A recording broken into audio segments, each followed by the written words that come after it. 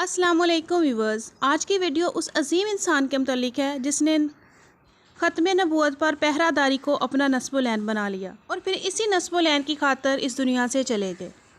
Video start کرنے سے پہلے آپ سے چھوٹی سی ریکویسٹ ہے کہ میرے چینل کو سبسکرائب کر لیں اور بیل آئیکن کو کر لیں پریس۔ تو ویورز، 22 جون 1966 کو ضلع اٹک کے علاقے نکہتوت میں انتہائی معزز گھرانے میں آپ کی پیدائش ہوئی۔ آپ کے والد محترم کا نام حاجی لال خان تھا۔ آپ نے ابتدائی تعلیم اپنے ہی گاؤں سے حاصل کی اور پھر دینی تعلیم کے حصول کے لیے گھر کو چھوڑ کر عیدگاہ جہلم میں داخلہ لے لیا۔ وہاں حافظ غلام حسین کے شاگرد ہوئے۔ 1978 میں قرآن پاک حفظ کیا اور لاہور مسجد وزیر خان میں درس نظامی کے لیے گئے۔ وہاں آپ کے استاد قاری منظور حسین تھے۔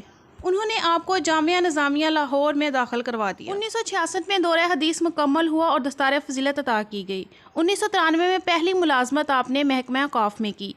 اس وقت آپ داتا دربار کے قریب پیر مکی مسجد میں خطیب تھے، لیکن آپ جناب کو حکومتی سطح پر غلط پالیسیوں پر تنقید کی وجہ سے محکمہ اوقاف کی ملازمت سے برطرف کر دیا گیا۔ اپنی برطرفی کے باوجود آپ جناب نے اپنی گفتگو میں پہلی ترجیح ناموس رسالت پر پہرہ داری کو ہی دی۔ ہمیشہ آپ نے اپنے فرائض کی انجام دہی کے دوران حکومت وقت کی پالیسیوں پر تنقید جاری رکھی۔ خاص طور پر ممتاز قادری کے حوالے سے ان کا موقف بالکل تبدیل تھا۔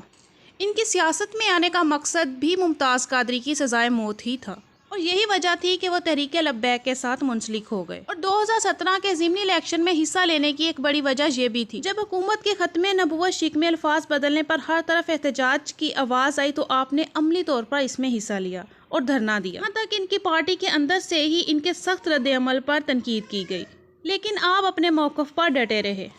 ویورز، یہاں یہ بات آپ کو بتاتی جاؤں کہ مولانا خادم حسین رضوی رحمۃ اللہ نے علامہ اقبال کی تعلیمات سے مدد حاصل کرتے ہوئے لوگوں خصوصاً نوجوانوں کو حضور صلی اللہ علیہ وآلہ وسلم کی ختم نبوت کے بارے میں آگاہی دی، اور آگاہی صرف عام الفاظ میں نہیں دی بلکہ خصوصاً اس پر زور دیتے ہوئے مسلمانوں میں ختم نبوت کا جذبہ کوٹ کوٹ کر بھرنے کی بھرپور کوشش کی۔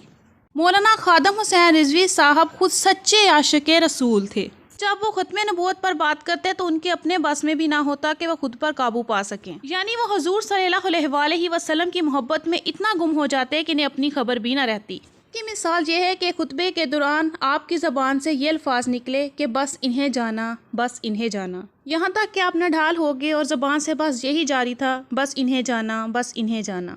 زبان جذبہ محبت سے کمزور ہو گئی، مسلسل یہی الفاظ جاری رہے۔ ان کے ان الفاظ کا مطلب یہی کہ میں حضور پاک صلی اللہ علیہ وآلہ وسلم کے علاوہ کسی کو نہیں جانتا، اور آپ کی حضور پاک صلی اللہ علیہ وآلہ وسلم سے محبت کا اندازہ آپ کے جنازے سے لگایا جا سکتا ہے، اور یہ سمجھنے میں کوئی دشواری نہیں کہ جو حضور کا ہو جاتا ہے دنیا اس کی ہو جاتی ہے۔ آپ جناب کو بھی ختم نبوت کی پہرہ داری کے موقف سے کئی دفعہ ہٹانے کی کوشش کی گئی، اس کے لیے بڑی بڑی آفرز بھی کی گئیں، لیکن آپ نے انجام کی پرواہ کیے بغیر اپنے موقف پر ڈٹے رہے۔ 2018 میں جب آسیہ کی رہائی کیس پر احتجاج کرنے کی وجہ سے انہیں دوبارہ جیل جانا پڑا تو ان کے ساتھ 200 دوسرے لوگ بھی جیل گئے۔ آپ کے حضور پاک صلی اللہ علیہ وآلہ وسلم سے محبت کا اندازہ اس بات سے لگایا جا سکتا ہے کہ ویل چیئر کے بغیر آپ 1 منٹ نہیں بیٹھ سکتے تھے، لیکن وہاں آپ نے 6 ماہ زمین پر بیٹھ کر گزار دیے، اور جیل میں بھی آپ پر اس موقف سے ہٹنے کے لیے زور ڈالا جاتا رہا، لیکن آپ پھر بھی اس کے پیچھے نہیں ہٹے۔ جب بھی آپ کو ختم نبوت پر پہرہ داری کی وجہ سے جیل جانا پڑتا تو آپ اس بات سے بہت خوش ہوتے کہ حضور پاک صلی اللہ علیہ وآلہ وسلم کی محبت میں گرفتار ہوا ہوں۔ اپنے آخری ایام میں طبیعت ناساز ہونے کے باوجود بھی فرانس میں گستاخانہ خاکوں کی اشاعت پر احتجاج کرنے والوں میں سب سے آگے آپ ہی تھے، اور اسی احتجاج کے دوران انہیں بدترین آنسو گیس اور شیلنگ کا سامنا کرنا پڑا۔ آنسو گیس اور شیلنگ کی وجہ سے آپ کی سانس میں دشواری پیدا ہو گئی۔ کے بعد آپ کی طبیعت زیادہ خراب ہو گئی اور علاج کے سلسلے میں آپ گھر میں ہی رہے، لیکن جب طبیعت مزید خراب سے خراب ہوتی چلی گئی تو آپ کو علاج کے سلسلے میں شیخ زید ہسپتال لے کے جا رہے تھے کہ راستے میں ہی آپ خلق حقیقی سے جا ملے۔ اگر آپ کے جنازے کے حوالے سے بات کروں تو یہ جنازہ تاریخ کا سب سے بڑا جنازہ تھا، جس میں 2 کروڑ لوگ شامل تھے۔ آپ کی حضور پاک صلی اللہ علیہ وآلہ وسلم کی محبت کو دیکھتے ہوئے ہزاروں لوگوں نے ختم نبوت کا معنی جانا۔ یہاں میں صرف اتنا کہنا چاہوں گی کہ اگر وہ چند سال زندہ رہ جاتے تو امت مسلمہ کو حقیقی رستہ مل جاتا، لیکن افسوس کہ وہ دنیا سے رحلت فرما گئے۔ لیکن انہوں نے دنیا کے کونے کونے میں یہ نعرہ پہنچا دیا ہے، لبیک یا رسول اللہ، لبیک یا رسول اللہ۔ یہ الگ بات ہے خاموش کھڑے رہتے ہیں، پھر بھی جو بڑے ہیں وہ بڑے رہتے ہیں۔ ایسے ویورز، اگر یہ ویڈیو اچھی لگی تو پلیز چینل کو سبسکرائب کرنا نہ بھولیے گا۔ مجھے دیجیے اجازت، ایک نئی ویڈیو کے ساتھ پھر حاضر ہوں گی، تب تک کے لیے اللہ